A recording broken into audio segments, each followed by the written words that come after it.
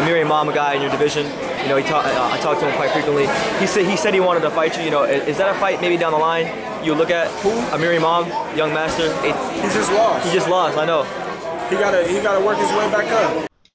Hey, what's going on? It's your boy BT, and I came here to talk some boxing with the thousands of True School Sports subscribers. What's going on, guys? Now, we have some interesting developments in the 140-pound division. Now, as you guys know, Terence Crawford has to fight on the December 10th date in place of Gennady Golovkin. And according to Dan Rafael, you know, it's been reported that he's supposed to fight John Molina Jr. apparently. So make of that fight or that matchup as you will. Now, John Molina is a good name. He's coming off a win against Ruslan Provodnikov in a fight that he wasn't expected to win by many people. So you give him credit for getting a good, solid victory. But the fact of the matter is, John Molina Jr., you know, it's the first meaningful fight he's won in a very long time. And people are going to try to justify that. But look, Amir Imam went off on Twitter recently, today actually. And I think his claims and him being pissed off and him not tweeting these tweets at Terence Crawford are justified, because I'll show you in a minute. But let me read to you what he said.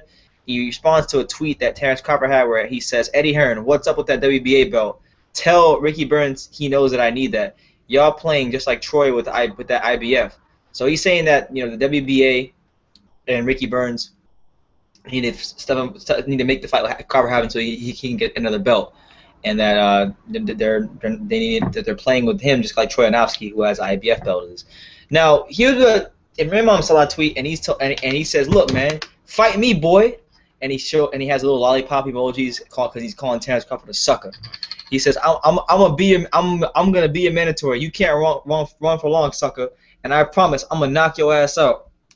And then he puts Terence Crawford's Twitter account in the tweet. And then he says, "Suckers want to fight old ass fighters, but scared to fight somebody around his age. Terence Crawford, sucker," with lollipop emojis, #WBC. And he's right, man. John Molina Jr. is a one-dimensional fighter, a guy that style-wise is tailor-made for Terence Crawford. Would be a name, someone who would probably give him some rounds to keep him sharp and keep him busy. But we know that if a John Molina Terence Crawford fight happens, that it's not gonna be too interesting. We know it's gonna happen. So, I mean, Amir Imam fight would be a lot more exciting. You know, this is a fight that I've wanted to see for a while. The first boxing interview I ever did, period. Before I even ever interviewed Shannon Briggs, my first interview ever was with Amir Imam, and I actually asked him about this when he was at the height of his hype. A lot of you guys are looking at Amir Imam as the future of boxing. You guys, some of you put him in the same category as Errol Spence, and I still look at him as one of the more talented fighters. I think he's got put in very tough against a hell of a fighter in Granados and a guy who was ready for it on the night. And he just couldn't make the adjustments, and hopefully he can learn from that. But I think in a Crawford fight, he's a very live dog, because Amir Imam is pushing about a 74-inch reach. Crawford's only has a 70-inch reach, and we know Crawford's not the best inside fighter in the world. So with that being said, it'll be a battle. It'll be a chess match of who can stay on the outside and land the cleaner, more effective shots. And Amir Imam in a fight like that becomes a very, very worthy opponent and a guy who could beat Terence Crawford. And stylistically, I've always thought it was a bad matchup for Crawford. Not bad. I don't want to say bad matchup, but it's a tough matchup for Crawford. And it's also one of the more exciting matchups in boxing to me. You know, I'm a big fan of both fighters. I got both of them on my wall. You know, they're both big fans of the guys. You know, Amir Imam, he trains right here in South Florida with Shannon Briggs at the Heavyweight Factory. So I talk to him from time to time, and he's always expressed to me, on and off the camera, the desire to fight Terence Crawford. But he knows this boxing game is a business, and he's just waiting his turn. And now look, his claims are very justifiable. Because John Molina is an older fighter. John Molina is not in his prime. Amir Imam is, whether he lost a good honest or not. And not just that, you know, I interviewed Terence Crawford in February. I was at the Terence Crawford Hank Lundy fight, and I went to Mendez Boxing Gym in New York City.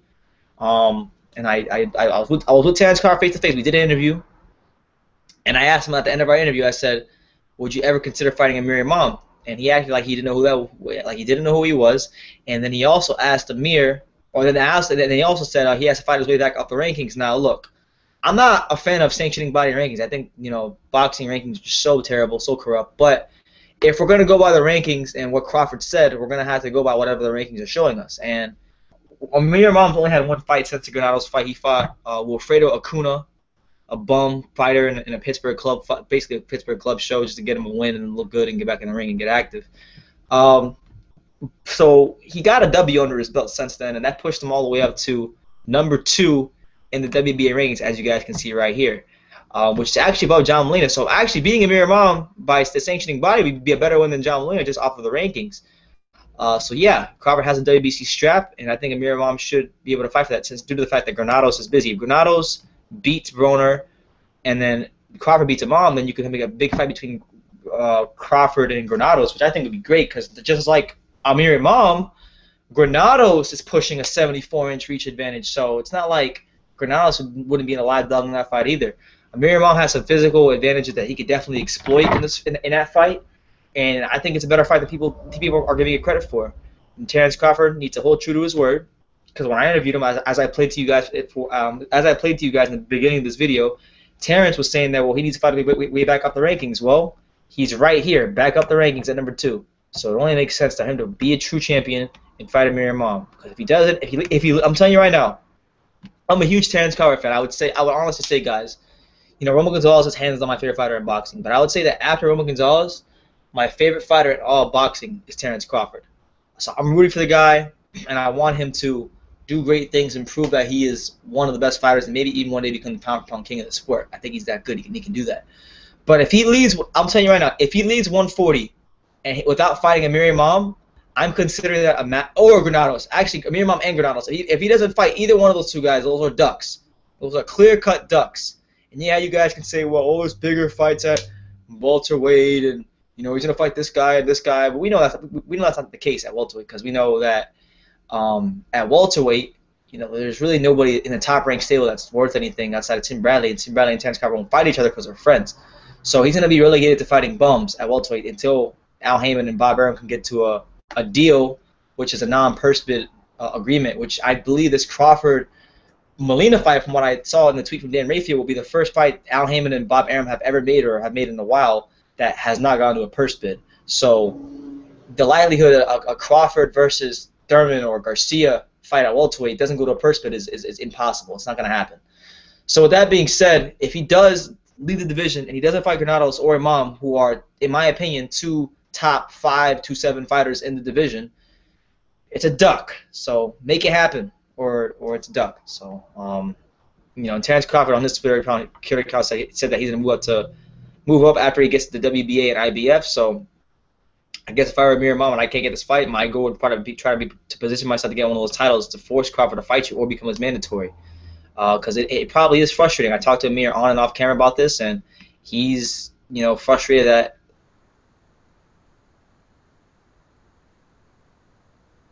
Crawford open to fighting him. So we'll see what happens, man. Hopefully, Crawford signs a contract and it happens, because I think a fight with Amir Imam has always been a tough matchup for him. It's a fight that I've always wanted to see, and it's a fight that I think boxing fans deserve and would like. They might not like it once it gets made, but once they see it in the ring, I think it'd be a lot more exciting than most of you guys know. So let me know what you guys think in the comments down below. Take the time to subscribe, and you can love me or you can hate me, but I'm just a kid from Daniel. So until next time, take care, guys.